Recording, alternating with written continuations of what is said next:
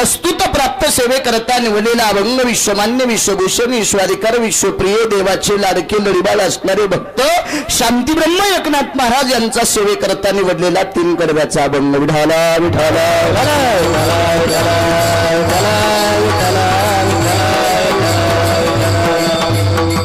प्राप्त प्रसंगी सेवे करता निवडलेला अभंग शांती ब्रह्म एकनाथ महाराजांचा आहे।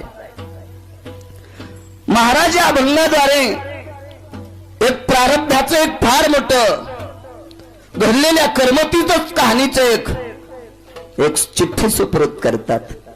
मनाला एक दिलासा देतात। बाबा रे, होत असणाऱ्या घडामोडीला माणसानं भिलं नाही पाहिजे, कारण या घडामोडीला याच्याकरता भिलं नाही पाहिजे, या घडामोडीत त्याच्यामुळे होतात। माघ आपण केलेल्या पापाचं सूत्राचं गाठोडा आपल्या डोक्यावर असते, म्हणून हे घडतंय। विठाला विठाला प्रारब्ध क्रियामान संचिताचा भोग, जे काही प्रारब्ध असेल, मागचं जे संचिताचं गाठोडा असेल, त्या प्रत्ययाने आपलं पुढची जीवनशैली चालत असते। भोगिल्याची भोग तो न सुटे, काय आपण करून ठेवला असेल, तुका मने होता ठेवा तो या भावा सापडला। मागचा जो काही ठेवा असेल, त्या ठेव्याच्या प्रत्ययाने माणसाचं पुढचं जीवन चालत असतं। माणसं फार बेजारीत काही काही गोष्टी करतात। उदाहरणार्थ, एखाद्या व्यक्तीला पैसे फार कमवायचे हव्यास असेल किंवा आवड असेल, पैसा कोणाला आवडत नाही असा जगात माणूसच नाही, पण पैसा प्रत्येकाला आवडतो, पण किती द्यायचा आहे आणि कोण्या दिवशी संपवायचा आहे हे देवाच्याही हातात नाही, ते ज्याच्या त्याच्या प्रारब्धाच्या हातात आहे। विठाला विठाला विठाला विठाला कारण प्रारब्ध चांगल्या चांगल्यांना चुकलं नाही। चौघे पुत्र राया दशरथा, 4 पुत्र किंवा कृष्णासारखे वैभव बंदी शाळे वसुदेव, कारण कृष्णासारखा पुत्र आहे तरी पण वसुदेवाला बंदी शाळेत पडावं लागलं, हे मागचं कर्म आहे। राजा दशरथाला 4 पुत्र आहेत तरी पुत्रयोगानं मरावं लागलं, हे त्यांचं कर्म आहे। महाराज, योग घडला सीता देवी, कर्मे रावण क्षय पावला, कर्मे दशरथ योगे मेला। योग घडला सीता देवी, कर्मे राम वनवासा गेला, कर्मानं रामाला वनवासाला जावं लागलं, कर्मानं दशरथाला योगानं मरावं लागलं, कर्माने रावणाला क्षय पावा लागला, कर्माने सीतेला योग घडला। महाराज, हे ज्याचं त्याचं कर्म आहे। प्रारब्ध क्रियामान संचिताचा भोग, भोगिल्याची भोग तो न सुटे। देव असो कोणी असो, त्रता युगात घडलेलं एक सुंदर चरित्र। एका साधूच्या अंगाला कुरमी होत्या, अंग फाटलेलं होतं पूर्ण, अशा भेगा पडल्या अंगाला, रक्तमास वाहत होता अंगातून, घाण येत होती अंगातून, बारीक अशा कुरमी पडल्या होत्या। आणि त्या साधूच्या दर्शनाकरता जगाचा मालक पोचलाय, त्याचं नाव आहे भगवान प्रभू रामचंद्र। लक्ष्मणजी प्रभू रामचंद्र त्या साधूच्या आश्रमावर आले। महाराष्ट्रात आश्रम आहे तो, बाहेर नाही। शेवटचं टोक महाराष्ट्राचं, तिथून पुढे आंध्र प्रदेश लागते। येणार प्रभू अशी शिष्याकडनं सूचना मिळाली। बाबा, आपल्या भेटी करता जगन्निवास जगदानंद कंद विश्वात्मा भगवान प्रभू रामचंद्र तुमच्या दर्शन करता येतात, भेटील नाही, त्या साधूच्या दर्शन करता येऊ लागले।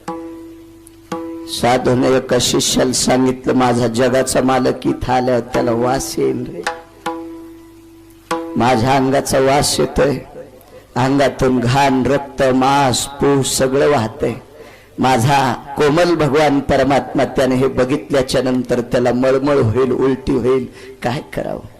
येऊ नको म्हणावं तर तो देव आहे, सरळ येऊ द्यावं तर त्याला दुःख होईल, मग काय करावं? त्या साधूनं योगाच्या बळावर मेलेल्या जनावराची जशी चामडी काढून घेतात तशी स्वतःची योग बळानं चमड काढा आणि एका चवळ्याखाली झाकून टाकलं ते गठुडं। देव भेटून जाऊस तर, दर्शन घेऊन जाऊस तर तेजस्वी त्वचा तयार केली। प्रभू आले, भगवान प्रभू रामचंद्राने चरणावर साष्टांग दंडवत घातला। लक्ष्मणजीनं दर्शन केलं, बाजूला बसले। प्रभू रामचंद्र बोलत बसले महात्म्याला, पण लक्ष्मण एका जागेवर थांबलेत नाही. ते भवताल पूर्ण आश्रमावर फिरत होते. आश्रमावर फिरत असताना एका चवळ्याखाली झाकलेली त्वचा ती थडथड थडथड करत होती, कारण चेतन त्वचा होती ती. लक्ष्मणजीने एका शिष्याला विचारलं, ए जी काय याच्या खाले? असू द्या. असू द्या म्हणजे राहू द्या, आमच्या गुरुजीनं गुप्त ठेवायचं सांगितलंय. आम्ही एवढ्या श्रद्धेने दर्शनाकरता आलो आणि आमच्यापासून गुप्त ठेवण्याची काय वस्तू आहे? आता लक्ष्मण शेषाचा अवतार होते. थोडेसे अंतकरणात थोडं रवरवाचं वातावरण होतं लक्ष्मणजीच्या. एकही शिष्य सांगत नव्हता, गुरुजीची परवानगी नव्हती. गुरुजीच त्याला म्हणतात महाराज, ज्याचे शिष्य ज्या योग्यतेचे असावं त्याला गुरुजी म्हणत जा. विठाला विठाला विठाला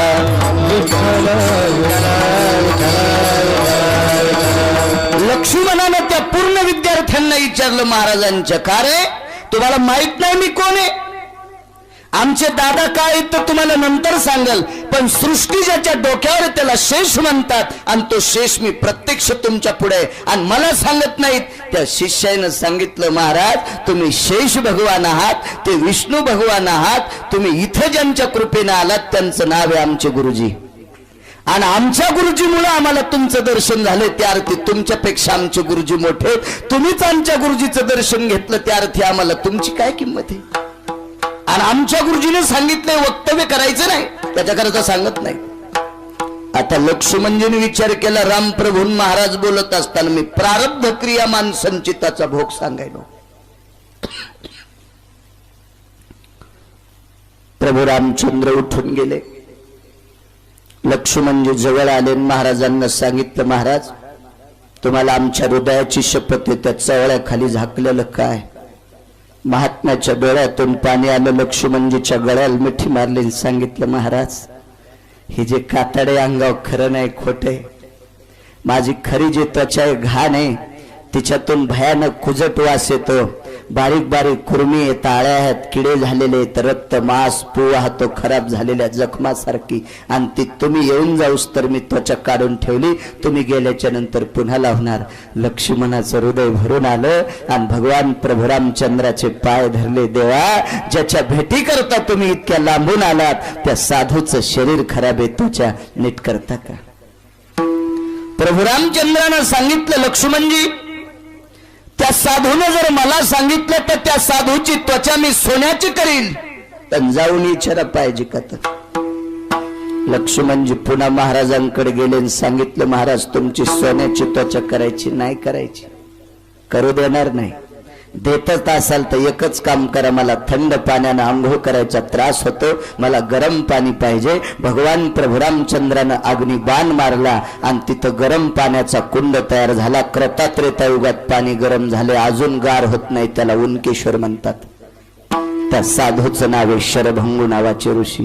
प्रभू रामचंद्र निघून गेले आणि पुनश्च थोडे पुढे गेल्याच्या नंतर लक्ष्मणजी परत आले आणि पुनश्च साधूनं पहिला पोशाख अंगावर घातला, ते खराब झालेले त्वचा. लक्ष्मणजीनं त्या साधूची तळमळ आणि त्या जीवाची वेदना पाहिल्याच्या नंतर अंतकरण भरून आलं, दुरून विचारलं, महाराज जगाचा मालक तुम्हाला सोन्याची त्वचा देत होता, तुम्ही का घेत नाहीत? त्या साधूच्या तोंडातून वक्तव्य पडलं, महाराज मागच्या कोण्या जन्मात काय पाप घडलं असेल, त्या पापामुळे ही त्वचा खराब झाली.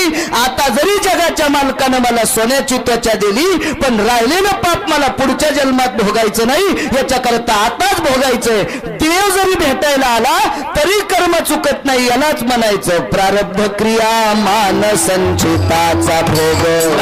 क्रिया मान संचिताचा भोग, क्रिया मान संचिताचा भोग, क्रिया मान संचिताचा भोग. भोगिल्याची भोग तो न सुटे, भोगिल्याची भोग तो न सुटे, भोगिल्याची भोग तो न सुटे. क्रिया मान संचिताचा भोग, क्रिया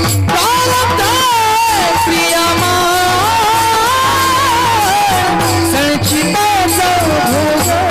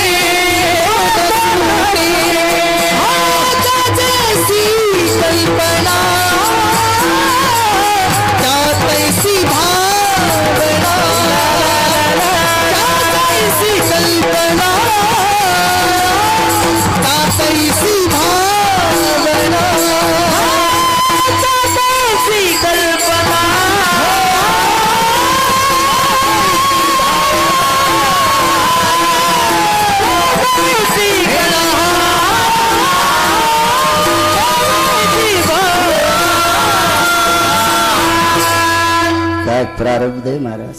देव आलता देव, तरी पण जगाचा मालक जरी आला असेल तर साचलेलं संचित जे प्रारब्ध हे चुकवता येत नाही.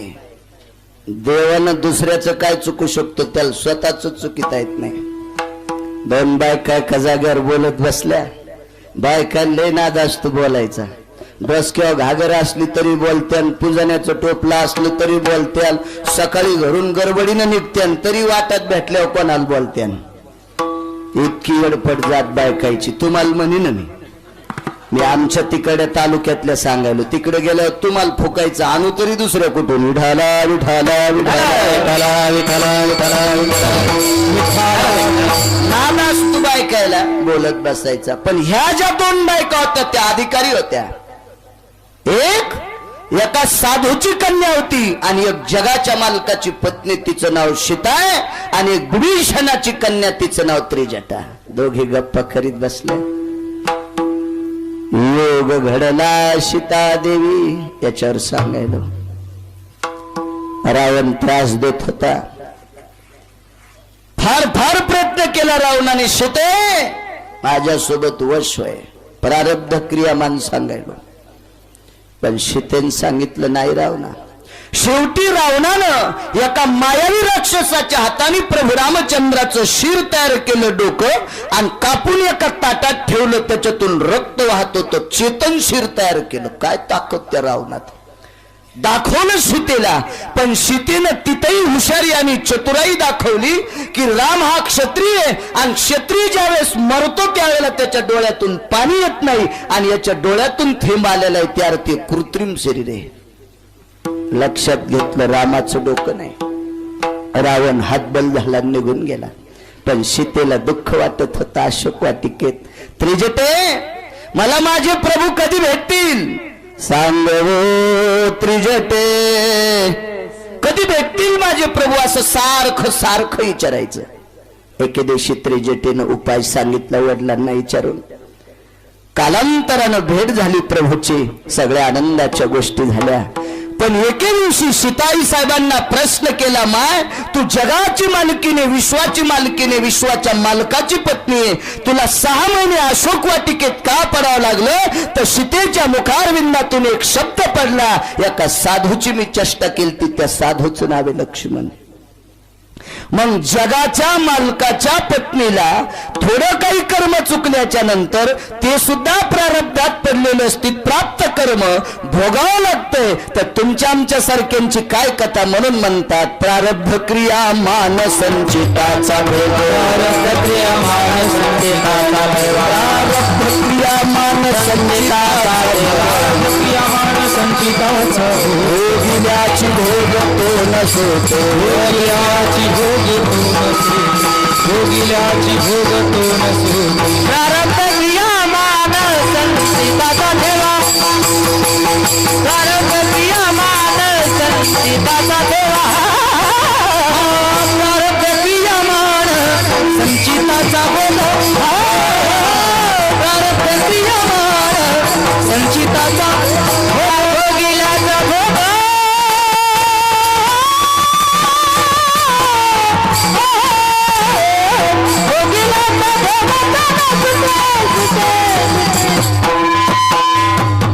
जैसी भावना, जैसी भावना, जैसी कल्पना, जैसी भावना, भोगिल्याची भोग तो तुटे,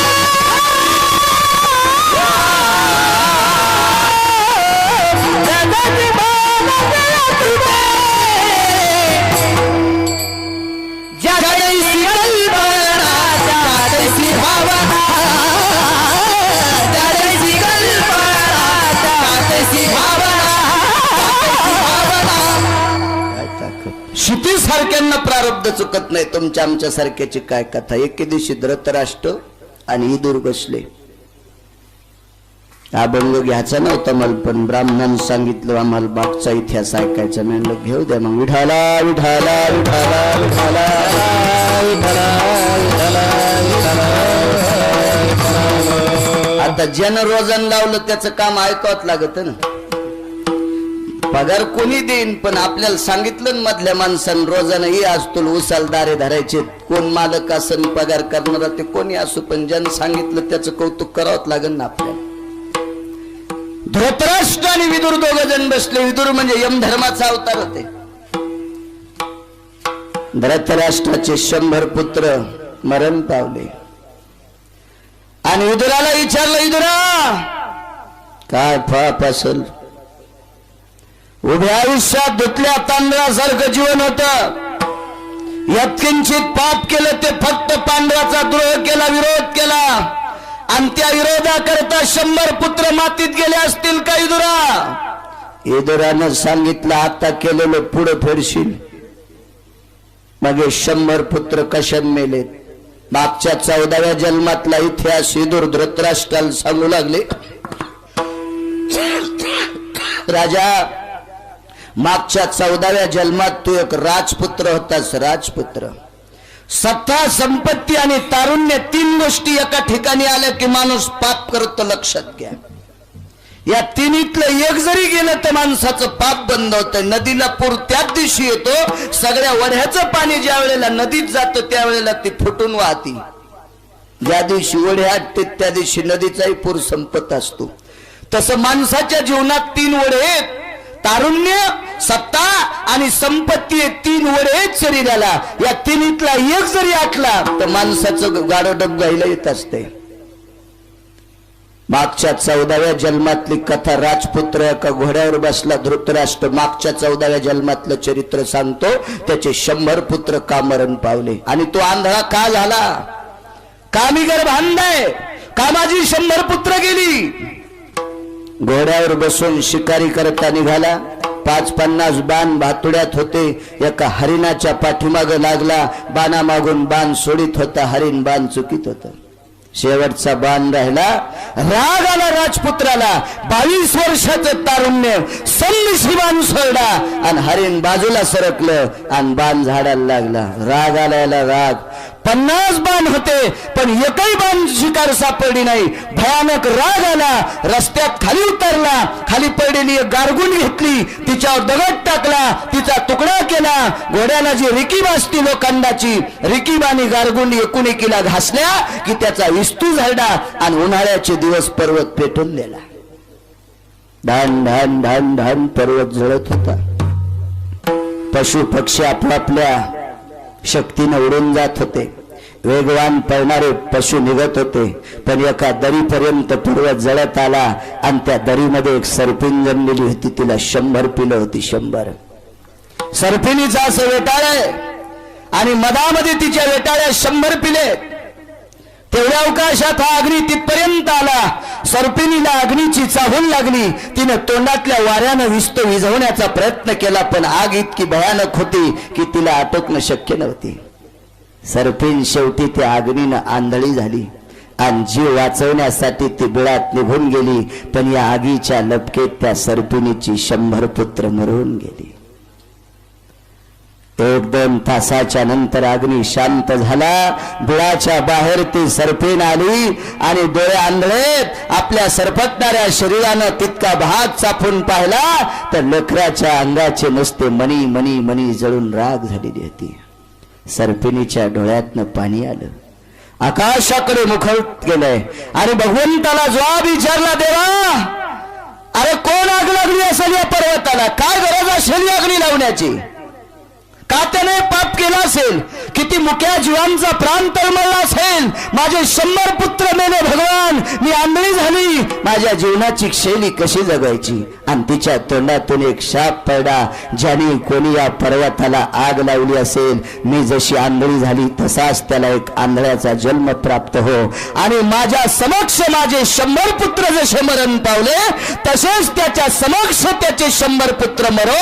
हा त्याला माझा शाप. आणि विदुर काका सांगतात, धृतराष्ट्रा मागच्या 14व्या जन्मात केलेले पाप, त्या पापाचं गठोडं तू द्वापार युगात घेऊन आलास आणि त्या सर्पिणीचे डोळे अग्नीमुळे आंधळे झाले म्हणून तू जन्मता आंधळा आहेस, आणि तू आग लावल्यामुळे तिचे 100 पुत्र जळून गेले म्हणून त्या शापानं तुझेही 100 कौरव मरण पावले. मागचं पापाचं प्रारब्धाचं गाठोड हा धृतराष्ट्र मागच्या युगातलं द्वापार युगात घेऊन आला 14व्या जन्मात, आणि त्या साचलेल्या पापामुळं हे त्याला भोगावं लागतंय. यालाच महाराज म्हणतात प्रारब्ध क्रिया मान संचिताचा भोग. प्रारब्ध क्रिया मान संचिताचा भोग. प्रारब्ध क्रिया मान संचिताचा भोग. प्रारब्ध क्रिया मान संचिताचा भोग. भोगिल्याची भोग तो न सोते. भोगिल्याची भोग तो न सोते. भोगिल्याची भोग तो न सोते. प्रारब्ध क्रिया मान संचिताचा भोग. प्रारब्ध क्रिया मान संचिताचा भोग. प्रारब्ध क्रिया मान संचिताचा भोग. प्रारब्ध क्रिया मान संचिताचा भोग. प्रारब्ध क्रिया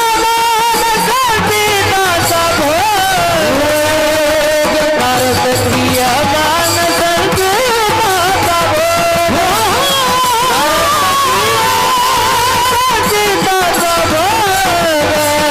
भोग. प्रारब्ध क्रिया मान संचिताचा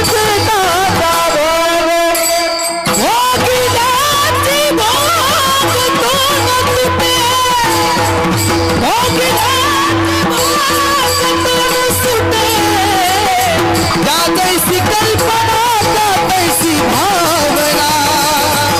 तैसी कल्पना तैसी भावना.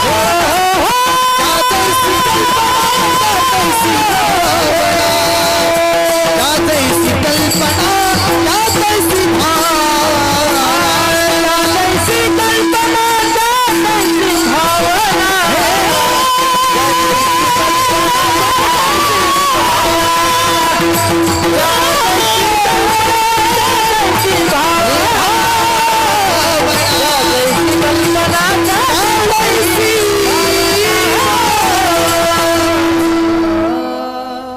याला म्हणायचं प्रारब्ध क्रियामान संचिताचा भोग. मागचं गठोड फेडावत लागते. काही माणसं सहज म्हणतात महाराज काहीच पाप केलं नाही हो, जीवनात कोणाचं वाईट केलं नाही, देव आमचा असं का करतो ना, आमच्या शेजाऱ्यानं कधी बापाचे पित्र घातले नाही तरी त्याचा कापूस चांगला. हे मागचं गठोड आहे त्याचं. तू आता जरी चांगला वागत असशील पण मागचं गठोडं पापाचं असल्यामुळे तुला भोगावंच लागतंय. धृतराष्ट्रानं यत्किंचित पाप केलती पण मागच्या पापामुळे 100 पुत्र मेले ते आंधळ झालं. जाऊ द्या, धृतराष्ट्र पुत्र मोहित होता. याच्याही पलीकडे भीष्माचार्यासारखा व्यक्ती ज्याच्या 2 गोष्टी ताब्यात आहे त्याला भीष्म म्हणतात. भीष्माला मरायचं तर भीष्म मरत होते, आणि भीष्म म्हणले मला मरायचंच नाही तरी मरत नव्हते. इच्छा मरणे जगणं मरणं 2 गोष्टी ताब्यात आहेत त्याला भीष्म म्हणतात. आणि ते भीष्म एके दिवशी 22 दिवस शरपंजरी पडले. बाण लागले 113. महाभारत सांगते सुख सांगतसे परीक्षिता ऐके महाभारतीची कथा. शरपंजरी पडिला भीष्म तत्वता पाहे पाप उगाना स्थिता सुख सांगतसे परीक्षिता. राजा काय भीष्माचं जीवन आहे, धुतल्या तांदळासारखं जीवन भीष्माचार्याचं. अजन्म ब्रह्मचर्य पालन केलेला भीष्म. भीष्माचार्यांनी स्वतःच्या पित्याचं लग्न लावून दिलं, स्वतः ब्रह्मचारी राहिला. किती अधिकारी व्यक्ती. म्हातारा एक दिवशी वनात शिकारी करता गेलं आणि शिकार करता करता एका माणसाची पोरगी स्वयंपाक करू लागली. 16 वर्षाची पोरगी देखणी होती, सुंदर होती. माणसाचे डोळे इतके पापी आहेत म्हणून तो ब्राह्मण सांगते डोळ्याला पाणी लावा. पाटील नाही, लय पापी माणसाचे डोळे. इतके डोळे पापी की डोळ्यासारखं पापी काहीच नाही. कोणाची पडलेली 10ची नोट पाय पाहत नाही, डोळे पाहतेत. मग बाकीचे इंद्रिय चावूल करत असते. का पराविया देखून अंगना काम उद्भवतसे गामना चक्षुची आस्तित कल्पना पापी जैसा या विश्वातली सौंदर्य कालवान स्त्री दिसल्याच्या नंतर हे डोळे महाबदमाश आहेत. त्या म्हाताऱ्याने ती स्वयंपाक करत असणारी पोरगी आश्रमावर एका रम्य वनाच्या ठिकाणी पर्णकुटीच्या पुढे स्वयंपाक करते आपलं चुलीवर, आणि तिचं ते तारुण्य बघितल्याच्या नंतर 90 वर्षाच्या म्हाताऱ्याला लग्न करायची इच्छा झाली. मला एक जणांनी कीर्तन झाल्यावर प्रश्न केला, महाराज 90 वर्षाच्या माणसाला कशी काय वासना? त्याला सांगितलं, छटाक्या मी जे जे बोलतो ते अभ्यास करून बोलतो, याचं त्याचं ऐकून बोलत नाही. विठाला विठाला ज्यांचा बंद घेतलाय त्यांचं एक वाक्य, घरत वेचिल्या होय साठी. घरत म्हणजे तूप, तूप एका गाडग्यात तुलं, तूप इकून टाकलं, गाडगं रिकाम आहे, आणि जे गाडग्यात तूप होतं 60 वर्षाच्या नंतर ते गाडगं लिपणे सर चुलांनात टाकलं तर गाडगं तापल्याच्या नंतर त्याच्यातून तूप बाहेर येत होतं. कधी? 60 वर्षाच्या नंतर. जसं एकदा गाडग्यात तूप ठेवलं, तूप इकून टाकलं तर तुपाचा स्पर्श झालेलं गाडगं इस्त्यात टाकलं की पाझरतंय. तसंच किती जरी शेवटच्या श्वासापर्यंत माणसाच्या अंतकरणातले इंद्रिय चळवळ करतात, ताकद जरी कमी होत असेल पण वासना कमी होत नाही, मनाची इच्छाशक्ती कमी होत नाही. इतकं हलकट माणसाचं मन आहे. विठाला विठाला.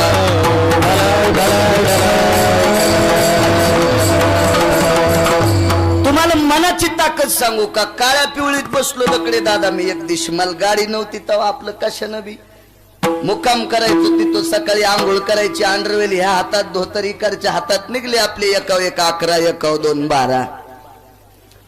तेव्हापासून गाडा चुलू माझा 96 पासून. एका काळ्या पिवळीत येऊ लागलो तेव्हा गाणं लागलं काळ्या पिवळीत मस्त आहे.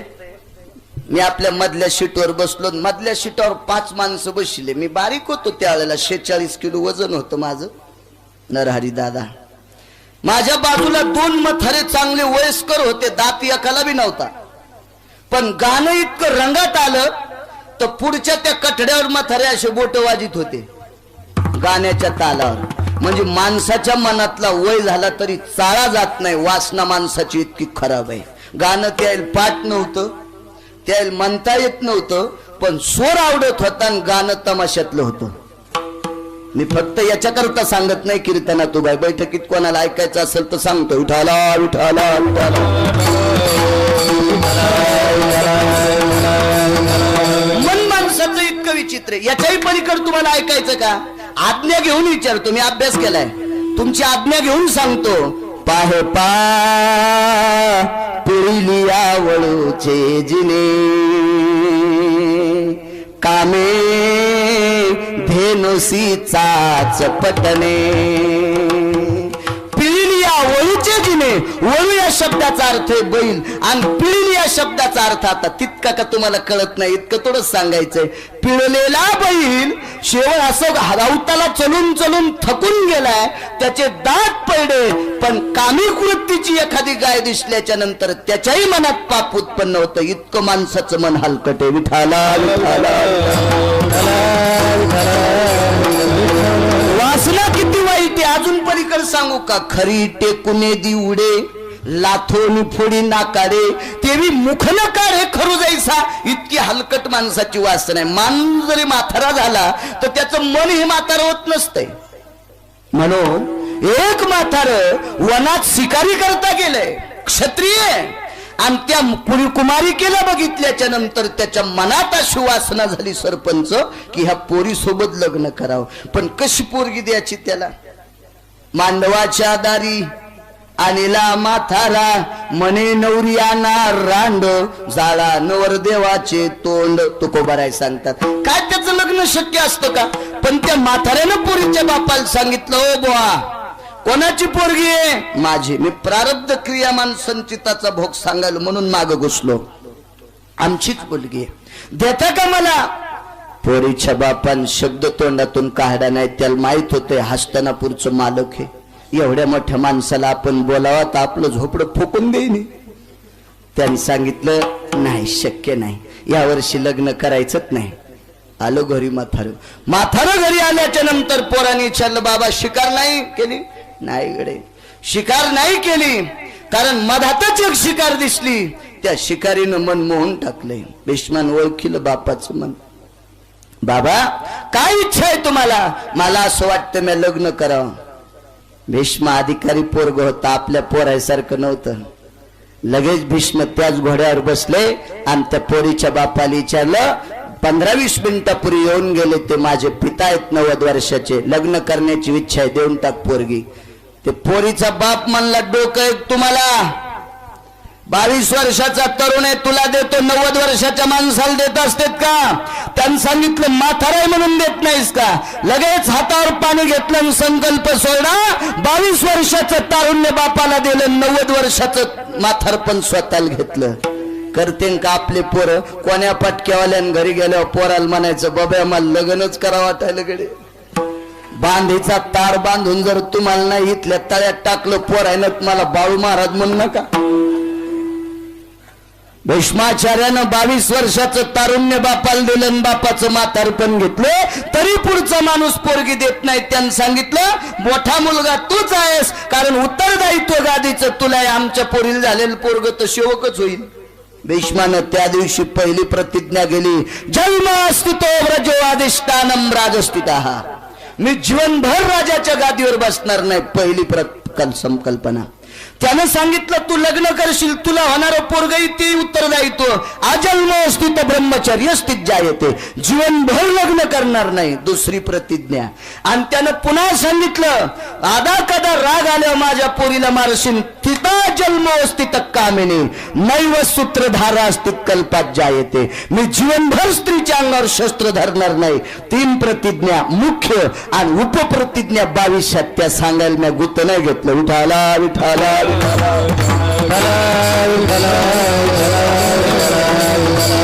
किती प्रांजल भीष्म, इतकं गोड जीवन त्या भीष्माचं. त्यानं 22 समोर आल्याच्या नंतर शस्त्र धरतच नव्हतं महाराज. एक खोटी बाई होऊन आली, बाई बी नाही माणूस बी नाही, त्याला किलिंबी म्हणतात, त्याला शिखंडी म्हणतात, तुमच्या भाषेत सांगायचं तर नपुसक म्हणतात, त्याच्याही खाली येऊन सांगायचं तर हिजडा म्हणतात. आणि त्याच्यावर पण शस्त्र धरलं नाही, इतका निर्मळ मनाचा भीष्म. आणि 113 बालांगात घुसले आणि विचारलं, अर्जुना हे कृष्णा, उत्तरायण कधी लागायचंय? बाबा आजपासून 22 दिवसाला. ज्यान बाण मारले त्यालाच विचारलं, कारण युद्धात प्रेम आणि विरोध काही नसतोय. आजपासून 22 दिवसाला उत्तरायण लागायचंय. दक्षिणायन चालू होतं. भीष्मान सांगितलं, कृष्णा मला दक्षिणायनात मरायचं नाही रे, उत्तरायणात मरायचंय. प्रारब्ध क्रियामान सांगायलो. 22 दिवस बाणाच्या शेजेवर पलंगावर अंगातून टिपटिप टिपटिप टिपटिप रक्त खाली पडतं. एके दिवशी द्रौपदी दर्शन करता आली, धरून साष्टांग प्रणिपात केला. घरी जाऊन भगवंताला विचारलं, भगवान ज्या वेळेला माझं वस्त्र हरण करत होते त्यावेळेला मला अपेक्षा होती भीष्माचार्यांची की माझ्या वस्त्र हरणातला प्रसंग ही टाळतील. देवाने सांगितलं, ताई ते भाकरीचे कानकोंडे होते, त्याच्याकरता दुर्योधनाचं काम करणारी माणसं होते, ठीक आहे. पण द्रौपदीनं देवाला विचारलं, देवा भीष्माचार्य 22 दिवस शरपंजरी बाणावर का पडेत, कन्हत कुथत इवळत, राव दिते नका विचारू. स्वतः भगवान परमात्मा दुसऱ्या दिवशी दर्शनाला गेले. महाभारतातली प्रत्येक व्यक्ती 22 दिवस भीष्माचार्याचं दर्शन घेत होते. सकाळी प्रदक्षिणा करायच्या 3 दर्शन घ्यायचे. त्यावेळेला भीष्मानं डोळे उघडे तर बाजूला भगवान आहेत. तोंडातून वाक्य पड, जगदानंद कंद जगन निवास. आई देव जवळ आले. भीष्माच्या दोन्ही डोळ्यातून पाणी वाहते. मागचा इतिहास भगवंताच्या समोर ठेवला. देवा उभ्या आयुष्यात काम नाही रे अंतकरणात. वडिलाचं म्हातारपण स्वतःला घेतलं, तारुण्य बापाला देऊन लग्न लावून दिलं. पांडवांनी कौरव संपून टाकून हस्तिनापूरची गादी बळकवण्याची माझ्यात ताकद होती रे. तरी पण कसल्याही प्रकारचं पाप न करता 22 दिवस शरपंजरी पडलो. त्याचं कारण काय? भगवंताने भीष्माच्या अंगावरून असा हात फिरला. मागच्या जन्मातलं ज्ञान झालं. भीष्म राजपुत्र असताना रस्त्याने चलत असताना रस्त्याच्या चकोरीत एक सरडा होता. मान हलवणं सरड्याचा स्वभाव आहे. आणि भीष्माने विचार केला, मला नमस्कार करतोय सरडे हो. बाणाच्या टोकानं सरड्या उचलला आणि फेकला. सरड्याच्या हृदयात एक काटा घुसला. एका काट्याच्या बदल्यात व्याजासकट भीष्माच्या अंगात 113 बाण घुसले. याला म्हणायचं प्रारब्ध क्रिया मान संचिताचा भोग. प्रारब्ध क्रिया मान संचिताचा भोग. प्रारब्ध क्रिया मान संचिताचा प्रारब्ध क्रिया मान संचिताचा भोग. भोगिल्याची भोगतो न सुटे. भोगिल्याची भोगतो न सुटे. भोगिल्याची भोगतो न सुटे. प्रारब्ध क्रिया मान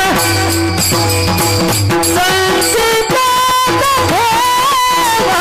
प्रारब्ध क्रिया मान संचिताचा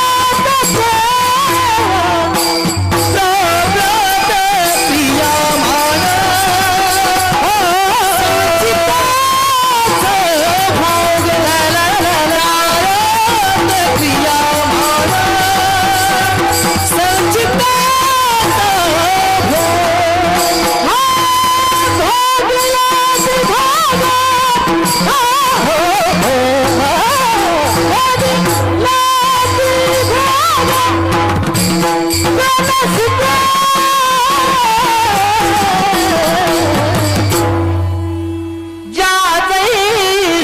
कल्पना कल्पना कैसी कल्पना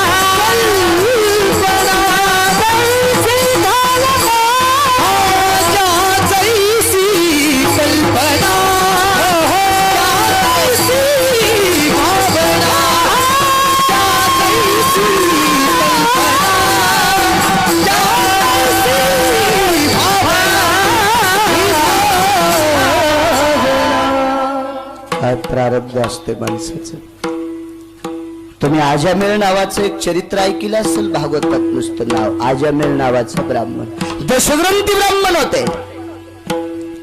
चारित्र्य संपन्न ब्राह्मण.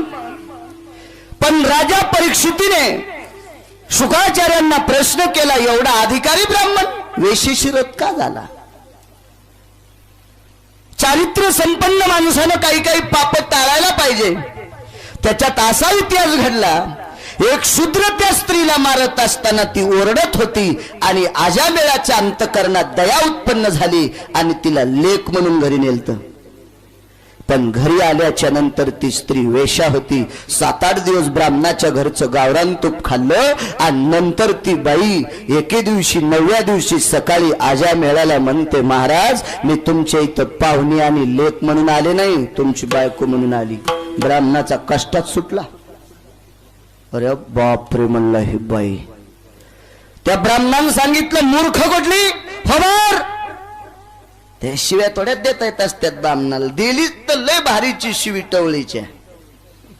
याच्या पलीकडे शिवी नसते देता येत ब्राह्मणाला. तुम्हाला गोड शिव्या ऐकायच्या असतील तर शिमग्याच्या दिशच्या विठाला विठाला विठाला.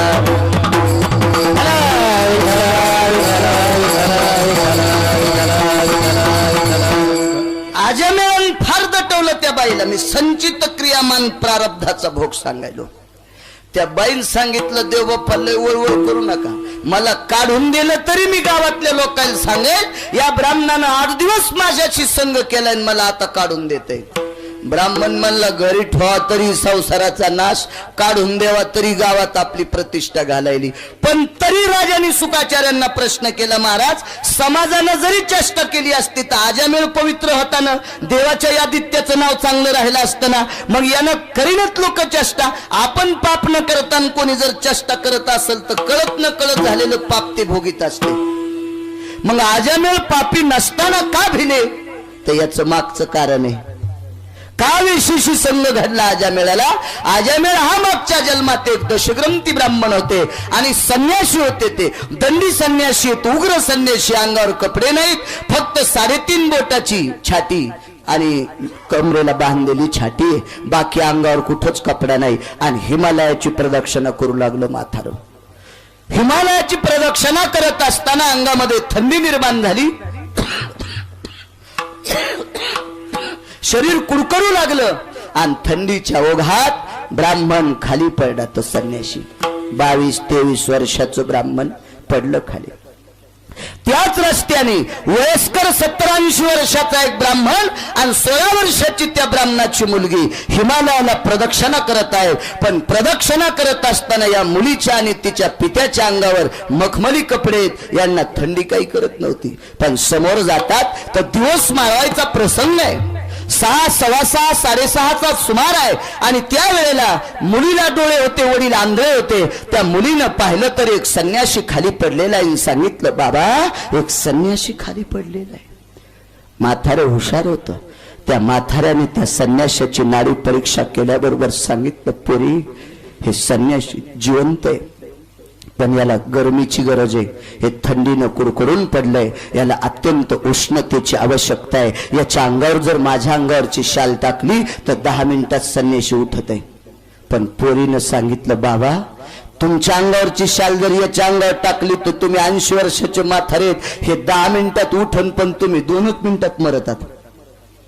म्हाताऱ्याने सांगितलं, ते बी खरंय, मग काय राहिले माझं, मरू दे ना मला.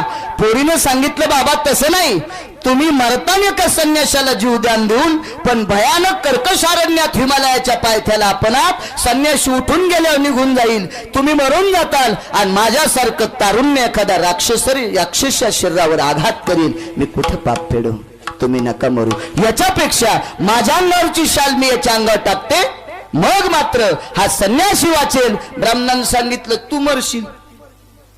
त्या पोरीने सांगितलं, बाबा तुमच्या सारख्याच्या पोटी जन्माला आलेली मी कन्या, मी जरी मेले तरी हरकत नाही, पण एका संन्याशाला जीवदान. बापानं सांगितलं, 80 वर्षाचा वयस्कर तुझा बाप, मला डोळे नाहीत ग, तुझ्या आश्रयाने मी जीवनचर्या माझी चलित ठेवतो, आणि तू गेल्याच्या नंतर मी रानावनात खड्ड्यात पडल, शरीर कुत्रे कोले कुत्रे खातील. पोरीनं सांगितलं, बाबा तुम्हाला मरायचं नाही, मला मरायचं नाही, संन्याशी कसं वाचन. बापानं सांगितलं, डोकं लढव युक्ती, मी प्रारब्ध क्रियामान संचिताचा भोग सांगायलो. आणि पोरीनं डोकं घासलं. विद्वान ब्राह्मणाची पोरगी होती, तीन बापाला सांगितलं, बाबा एक उपाय सुचलाय, तो असा, मी ह्या झोपलेल्या पडलेल्या मूर्छित अवस्थेतल्या संन्याशाला भाऊ समजिते, संकल्प सोडा आणि पाठचा भाऊ समजिलं, आणि एक उपाय सांगितला बाबाला, बाबा मी माझ्या अंगावरची शाल याच्या अंगावर टाकत नाही, पण एक काम करते, हा मूर्छित अवस्थेत आहे, विदेह स्थितीत आहे, हा बेशुद्ध अवस्थेत आहे, याच्या बाजूला मी खेटून निद्रा करते, आणि दोघांची एक शाल पांघरू. माझ्या अंगाच्या उष्णतेनं आणि या शालीच्या गरमीने याच्या अंगातली थंडी जाईल, आणि मग मात्र हा संन्याशी उठून जाईल, याला जीवदान दिल्याचं पुण्य आपल्याला प्राप्त होईल. बापानं पाठ थापटिली, वा बेटा काय गोड तो विचार केलास. आणि हातात संकल्प सोडा पाणी घेऊन, हा माझा सख्खा भाऊ, त्या पोरीच्या अंतकरणात का तिला इतकं पाप नाही. निद्रा केली. सकाळच्या 4 वाजता संन्याशाच्या अंगातली थंडी निघून गेली. संन्याशी उठलं, पण पहाटेच्या प्रकाशात बघतोय, चांदण्यामध्ये उन्हाळ्याचे दिवस होते, त्या चांदण्याच्या प्रकाशात पाहिलं तर 16-17 वर्षाची कन्या आपल्या बाजूला पडलेली आहे. त्यागी होतं संन्याशी, ते असं कोणाला जवळ येऊ देत नव्हतं. स्त्रियाची सावली 18 फुटाच्या लांबून त्यागीत होतं. उग्र आणि दंड संन्याशाचा नियम तसा असतो. त्यानं कमलंदूतलं पाणी घेतलं आणि संकल्प सोडा, ती झोपीतचे पापिनी, माझ्यासारख्या संन्याशाला बाटवण्याचा प्रयत्न करतेस, तुला पुढचा जन्म वेशेचा भेटल. सोडा संकल्पन गेलं ते संन्याशी निघून. पण बाप रडू लागला. बापाच्या रडण्याने पोरगी उठली आणि विचारलं, बाबा काय झालं तुम्हाला रडायला? पोरी संन्याशी वाचला, ठीक आहे बाबा, आपल्याला पुण्य प्राप्त झालं. पण बापानं सांगितलं, पुण्य नाही बाई, पुण्य कितपत झाला असेल ते नंतर कळल, पण एवढं तुझ्या डोक्यावर आता संकट आहे, त्या संन्याशानं तुला शाप दिलाय, तुला पुढचा जन्म वेशेचा. का? त्याच्या अंतकरणामध्ये गैरसमज झाले. गैरसमज माणसाचे लय बेकार असतात बरं का. माणसाच्या मनात असे समज नाही झाले पाहिजे. चांगल्या माणसाची पोरं इटी दांडू खेळू लागले. सरपंच इटी दांडूचा खेळ वाटानच सांगितलं लिपणे सरला, इटी दांडूचा खेळ. चांगल्या माणसाची पोरं इटी दांडू खेळू लागले, आणि इटी दांडू जिथं खेळते तिथून गाडी वाट होती, आणि त्या गाडी वाटानं श्रीमंत पाटील चालला होता. त्याला 200-300 एकर जमीन, रेंगी होती मस्त बुरख्याची, रिंगी आणायला गडी होता, मधात गादी टाकलेली रेशमाच्या पडदाने होत्या. एका पोट्याने इटी कोल्ल्या बरोबर रिंगीत गेली आणि पाटलाच्या खार दिशी गालात लागली. अशी त्या पाटलाचा चाळा फुटला. आता पाटलानं बुरखा लोटून पाहिलं तर पोट्टे आपल्याच भावकीतले खेळायलेत. पाटील काही म्हणले नाही, पण पाटलानं इटी खाली टाकून द्यायला पाहिजे होती. माणसाचे गैरसमज किती बेकार असते. पण ह्या येडपट पाटलानं इटी तशीच खिशात टाकली घेऊन गेलं. पोट्टे म्हणले, श्याम्या आपला पाटलानं सरा खेळमोडीच केला रे. राम्या म्हणला, हो गडे आपण काय मुद्दाम नाही मारली पाटलाल, पण इटी नव्हती न्यायला पाहिजे. त्याच्यातला श्याम्या म्हणला, एक काम करता का, तुम्ही माझ्या सोबत येता का पाटलाच्या घरी, पाटलाच्या घरी धुपणच काढू आपण. ते म्हणले, श्याम्या तुला झोपडं नाही राहिला आणि तू काय धुपण काढतू. चला म्हणला, तुम्ही माता ऐका. गेले पाटलाच्या घरी. 7-8 जण बसले असे बैठकीत. खिडकीतून पाटलीनबाईनं पाहिलं, अरे श्याम, हे अमक्या अमक्या एवढ्या पहाटे पहाटे कशा आलात रे. 10-10:30चा टाइम होता सकाळचा. काय गणपतीची पट्टी वगैरे आहे का. नाही काकू. मग कसे काय आलात. नाही तस काय नाही. नाही तस काय नाही, मग आलातच कशाला. नाही पण ते काकू तुमच्यासारख्या लोकांना ओपतच नाही. नेमकं काय. नाही पण अण्णांतच करायलाच नव्हतं पाहिजे. पाटलीनबाईंनी विचारलं, नेमकं झालंच काय. तसं काय नाही, तुम्ही मोठी माणसं, सगळ्या तालुक्यात तुमची किंमत. 300-350 एकर जमीन काकू. काय अन्नाचं वैभव आहे. अण्णा रस्त्याने चालले तर गावातली एक बाई पदर पडू देत नाही. इतक्या अन्नाची प्रतिष्ठा सगळ्या गोष्टी, आणि काही काही गोष्टी अण्णाला ओपतच नाही. त्यांनी केलंच काय. आमचं लहान तोंड सांगावंच कसं. ओपत असतं का. आणि करायचंच होतं अण्णाला तर अंधारात तरी करावं ना. दिवसा करीत असतात का कुठं काही बी गोष्टी. आमच्या 8 जणांच्या देखता इठी नेली. आमच्या 8 जणांच्या देखता इठी नेली. आणि त्याचा परिणाम असा होता, 2 महिन्यापासून गावात उघडा तमाशा आलता आणि त्याच्यात इठाबाई नावाची बाई नाचत होती. पाटलीनबाईच्या सऱ्या अंगाला चुडसले. तुम्ही निघा, मी बघते सोय त्यांची आल्यावर. हे आलं दुपारी येडा करून 2 वाजता. श्रावण महिना सोमवार सोडायचा त्याला. ते म्हणलं, हे हातपाय धुतो जेवायला वार, तिच्या चित्त जा. पाटील म्हणलो, भैकली का काय रे. इकडं तिकडं कुठं जा. समोर आल्याच्या नंतर येड्यासारखं काय बोलते. येड्यासारखं नाही, 2 महिने झालं तुमच्याकडे बघून मला असं तहत पोटात पाय शिरत होते.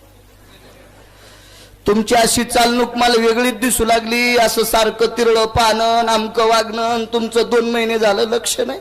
आता माझ्या लक्षात आलं तुम्ही किती पापी आहेत. ते म्हणला, झालंच काय. झालं काय मला काय माहित. तुमचे डोळे आंधळे जरी असतील तर जगाचे डोळे नाहीत ना. मांजर डोळे झाकून दूध पिती, मग का मालकीन आंधळी असती का. तुम्ही भर दुपारा 10:30 वाजता रेंगीत बसून इठी नेली ना. ते म्हणला, पागलेस का काय रे. 2 गडी खालच्या पट्टीत गेले म्हणून मोटर लावायला मी स्वतः इकडच्या चिचपट्टीत गेलतो. रेंगे आणणारा गडी सुद्धा खालच्या पट्टीत पाठीला. रेंगे आणायला सुद्धा येताना मीच एकटाईन. कोण नेलं. अहो 7-8 लेकरं देखता, भावकीच्या लेकरं देखता इथे नेली तुम्ही. तुम्हाला शोभतंय का. तेव्हा त्याने खिशातली काढीन दाखवली. मला सांगायचंय, कल्पनेचं भूतलंही चित्र असते. ह्या संन्याशाच्या बाजूला एका ब्राह्मणाची कन्या निद्रा करत होती. तिच्या पोटात तिला इतकं सुद्धा पाप नव्हतं. निष्पाप अंतकरणाची पोरगी की या संन्यासी वाचावं म्हणून तिनं निद्रा केली भाऊ समजून. आणि यानं तिला शाप दिला, तू पुढच्या जन्मात वेश्या होशील. हे बापान तिला सांगितल्याबरोबर तिनेही बापाच्या हातातला कमलंडू घेतला आणि संन्याशाच्या पुढे पळाली. सांगितलं, महाराज तुम्हाला जीवदान दिलं, याची परतफेड अशी करता. तुम्ही दिलेला शाप खोटा होणार नाही, लक्षात घ्या. मी निश्चित पुढचा जन्म मला वेशेचा भेटेल, पण अपराध नसताना तुम्ही मला शाप दिलाय. मी तुम्हाला शाप देते, त्या वेशी सोबत लग्न तुम्ही करता. आणि तो संन्याशी पुढे आजामेळ झाला आणि म्हणून वेशेशी संग झाला. हे मागचं प्रारब्धाचं गठुडं आजामेळताला पुढच्या जन्मात एका वेशेशी संग करावा लागला. यालाच म्हणतात प्रारब्ध क्रिया मान संचिताचा भोग. क्रिया मान संचिताचा भोग. क्रिया मान संचिताचा प्रारब्ध क्रिया मान संचिताचा भोग. भोगिल्याची भोग तो नसुते. भोगिल्याची भोग तो नसुते. भोगिल्याची भोग तो नसुते. प्रारब्ध क्रिया मान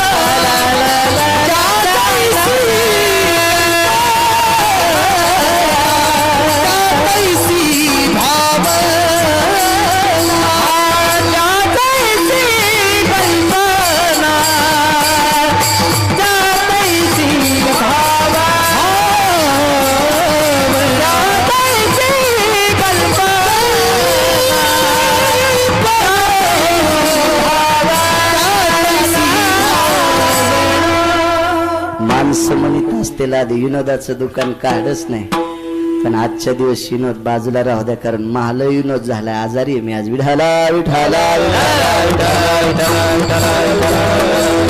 विनोद जरी सांगत नसेल, पण अभंगाचं कडवं मुद्देच सोडवायला रसा तळातला इतिहास मांडलो तुमच्या समोर. एक प्रसंग अजून मांडतो. माणसाला पापाचं गाठोडं सुधरू देत नाही, लक्षात घ्या. एका माणसानं मागच्या एका जन्मात पाप केलं, त्या पापाचा न्याय होता पुढच्या जन्मात आईशी संग करशील एक पाप. वाक्य लक्षात नीट ऐका. आईशी संग करशील एक पाप, मद्यपान करशील 2 पाप, आणि 3 संन्यासाची हत्या करशील 3रं पाप. पहिलं पाप आईशी संसार करणे, मद्यपान. 2रं पाप आईशी प्रपंच, आणि 3रं पाप आहे संन्यासाची हत्या. पोरग जन्माला आलं. ब्राह्मणानं जन्म कुंडली लिहिली. विद्वान ब्राह्मणानं जन्म कुंडली बापाच्या स्वाधीन केली. बापानं हा प्रसंग पाहिल्याबरोबर पोरग 7-8 दिवसाचं होतं, तेव्हाच प्राण सोडून दिला. अरे अरे, आपल्या कुळात जन्माला आलेलं पोरग मागच्या पापाच्या गठोड्यानं त्याच्या जीवनात हे 3 पाप घडणार, आणि ते बघण्यासाठी आपण राहायचंच कशाला. म्हातारं युगरूनच मेलं. बघता बघता पोरग 20 वर्षाचं झालं. लग्न करण्याची तयारी. आईने विचार केला, ती जन्म कुंडली वाचली. माईने विचार केला, हे आपल्याशी संग करील, त्याच्यापेक्षा आपण राज्याचा त्याग करावा. एके दिवशी आई आणि मुलगा एकांतात बसले. मागचं प्रारब्ध क्रियामान संचिताचा भोगन भोगिल्याची भोगतो न सुटे, तो भोगावच लागतो. याच्यावर सांगायलो. आईनं एकांतात सांगितलं, बाळा मला राज्यात नकोय. आई का? वडिलांचं छत्र गेलंय ग आई माझ्याहून. तुझी तरी सावली माझ्यावर राहू दे बाळा. माझी तुझ्यावर सावली आहे रे, पण एक जीवनात आपल्या संकट ही जन्म कुंडली वाच. ती जन्म कुंडली वाचल्याबरोबर पोराच्या अंगावर शारे उभे राहिले. माय, हे पाप कसं टाळावं, टळत नाही. मागचं गठोडं मागच्या जन्मातलं तुझं, त्याच्यापेक्षा मी इथून जाते. पण पोरानं सांगितलं, माय आईला रानावनात काढून देऊन पोरानं राज्य करणं हे किती मोठं पाप आहे. पण त्या आईनं सांगितलं, बाळा मी स्त्री आहे, तुला वनात काढून देऊन बाईनं राज्य करणं हे किती मोठं पाप आहे. त्याच्यापेक्षा मी तीर्थयात्रा करते, आणि ज्या ठिकाणी माझा देह पडेल त्या ठिकाणी माझा अंत्यविधी होईल. काही काळजी करू नको. निमोठ्याने पोराला राज्यावर बसलं, आणि आई तीर्थयात्रेकरता निघाली. भोगिल्याची भोगतो न सुटे. माणसाला भोगावच लागतंय पाप. आणि तारुण्य दशेतली ही राजाची राजकुमाराची आई वनात निघून गेलेली आहे तीर्थयात्रेकरता, आणि रस्त्याने जात असताना एका ठिकाणी मुक्काम पडला. अशा ठिकाणी मुक्काम पडला की तिथे एक राजा शिकारी करता घोड्यावर आला. संध्याकाळची वेळ आहे.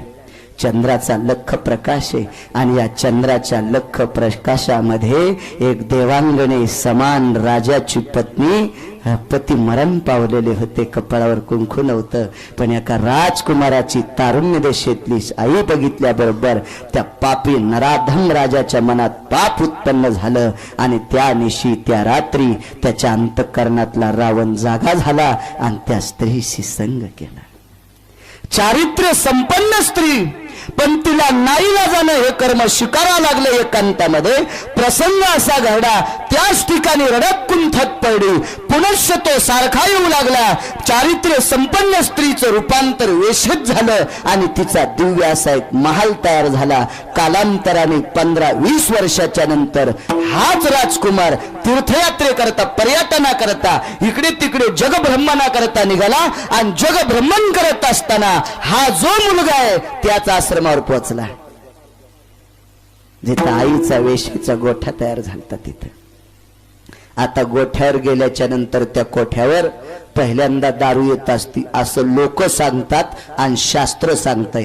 तुम्ही म्हणताल तिथं दारू प्यायला देते, तुला काय माहिती, माणसं लई इचकिनारे येते. विठाला विठाला विठाला.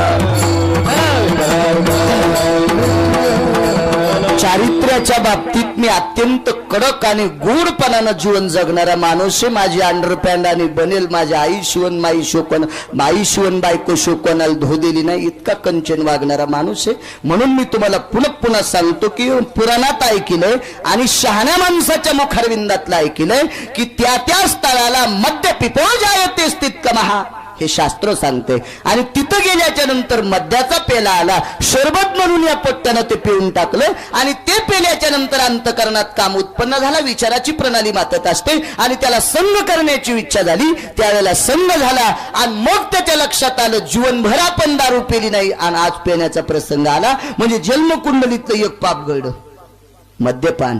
आणि या स्त्रीशी संग केलाय. आधा कदा आपली आई तीर्थयात्रे करता गेली होती, आधा कदा तीच तर नसेल. कारण वेशीच्या आणि राजाच्या पत्नीच्या राहण्यात फार फरक असतो. आणि नंतर एकांतात विचारलं, का ग एवढं तारुण्य तुझ्याकडे आहे, तू कोण आहेस? तिच्या डोळ्यातून पाणी आलं आणि पुढच्या राजकुमाराला सांगितलं, महाराज मागचा इतिहास विचारू नका, मी एका श्रीमंत राजाची पत्नी होते. माझे पती मरण पावले, पण कालांतराने एक मुलगा होता माझा, तो राज्यावर बसिला आणि अमक्या कर्मामुळे मी तीर्थयात्रा करण्यासाठी निघाले. बास सांगू नको, यानं ओळख दिलीच नाही आणि लक्षात घेतलं आपल्याच्यान 2 पाप घडे, मद्यपानाचं 1 आणि आईशी प्रपंच केल्याचं 2. निघाला. उन्हाळ्याचे दिवस आहे. रस्त्याने एक दही घेऊन बाई जात होती. तिच्याकडे 3 गाडगे होते, 3 लोटके. दह्याचे लोटके तिच्या डोक्यावर होते, एका टोपल्यात टेकलेले. आणि ती रस्त्याने जात असताना आकाश मार्गाने एक मेलेला सर्प घेऊन घार चालली आणि घारीच्या तोंडात मेलेला सर्प आहे आणि सर्पाच्या तोंडातला विषाचा थेंब एका दह्याच्या गाडग्यात पडला. आणि ते दह्याचे 3 गाडगे या राजपुत्राने इकत घेतले आणि ते घेतले एका झाडाखाली बसले दही पेत. तितक्यात 2 गाडगे पिऊन टाकले आणि 3रं गाडगं राहिलं. तितक्यात 3 संन्यासी आले. याने विचार केला, चला संन्याशाला दही द्यावं. ज्याच्यात विष नव्हतं पडलं ते यानं पेलं, याला काही माहीतच नव्हतं. त्या संन्याशाला उन्हाळ्याच्या दिवसात दह्याचं गाडगं दिलं, त्याने पानाचे द्रोण केले आणि 3 दही पेलं. दही पेनं मरण संगत झालं, कारण त्याच्यात विषाचा थेंब पडला होता. 3 पाप घडले. मद्यपान स्थित मातृगमन